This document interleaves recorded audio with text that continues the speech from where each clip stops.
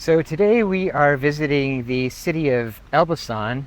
It's the fourth largest city in Albania with a population of about 142,000 people. Earlier this morning, we hopped on a bus from Tirana and took about a 45-minute ride down here. If you're interested in how we did that, I will link the directions in the description below. It was about $4 US, 400 Albanian lek for the two of us. And it was a pretty nice ride. I'd say the roads were fairly modern. So we found out that Elbasan is actually a pretty ancient city.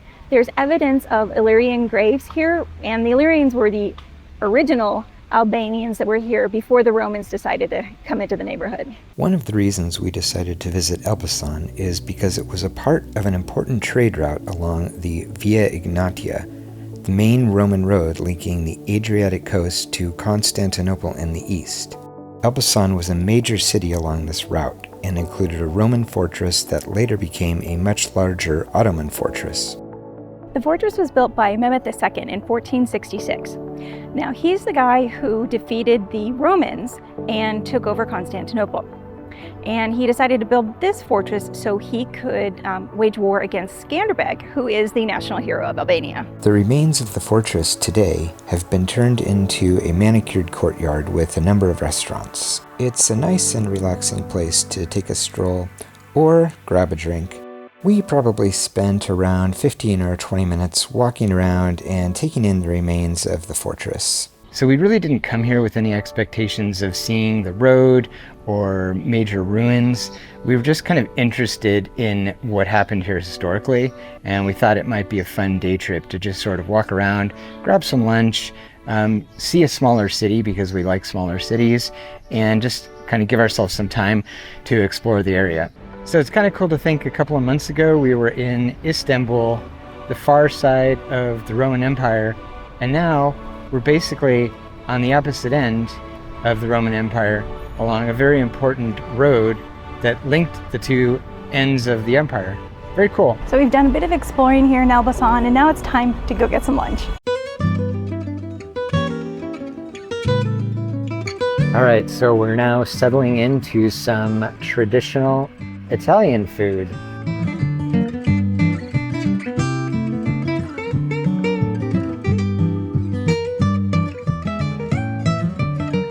So we both got tagliatelle pasta. I got a spicy tomato-based sauce, and Stephanie got a sauce with chicken and bacon and other delicious-looking things.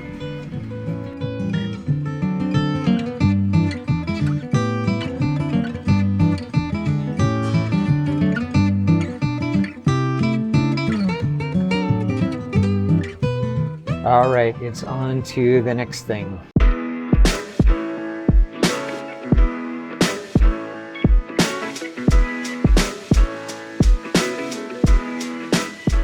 Well, it was definitely not in the forecast, but it's raining.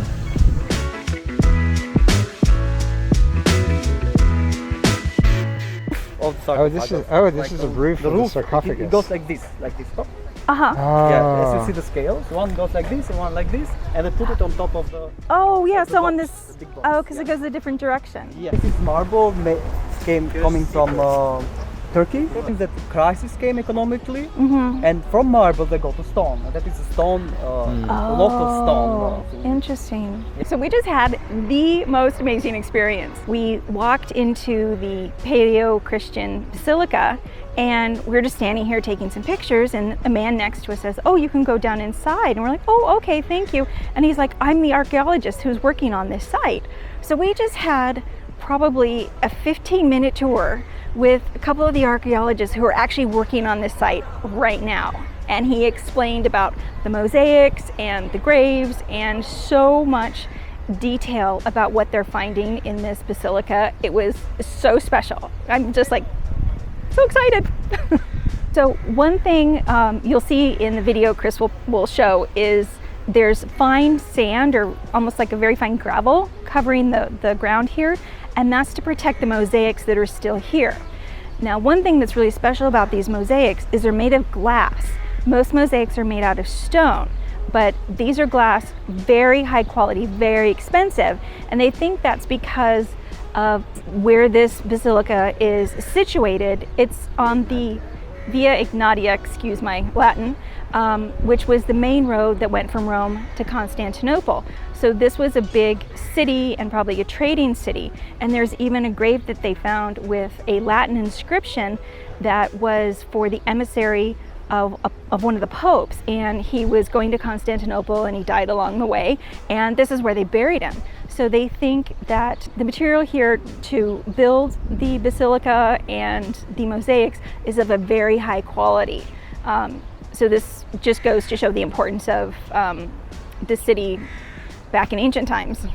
So the archaeologist we were talking to, he said the plan for this site, if they can find the money for it, is to build a cover over the top of this basilica and then open it to the public. Once they do that, they can actually uncover the mosaic and we'll be able to see it. Unfortunately, as Stephanie said, they've protected it by putting on this layer of gravel. So this is kind of what we keep talking about, is we have minimal expectations, but then we go out on a day trip like today and we learn so much more than we had anticipated.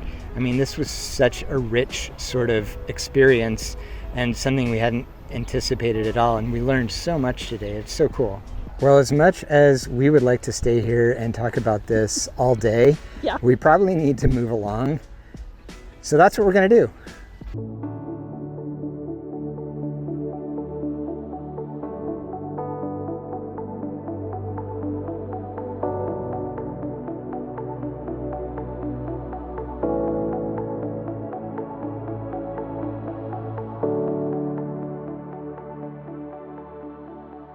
So we made it back to Tirana from Elbasan. Good bus ride. Glad we went out today to the city of Elbasan. It was a great experience. We didn't have a lot of expectations, and we were very pleasantly surprised and had a great day. Also, one more fun fact I forgot to include earlier, that the architect who designed the Sultanahmet Mosque in Istanbul was from Elbasan. Also, if you like this video, don't forget to give us a thumbs up. It really helps us get our content in front of a wider audience. And don't forget to subscribe.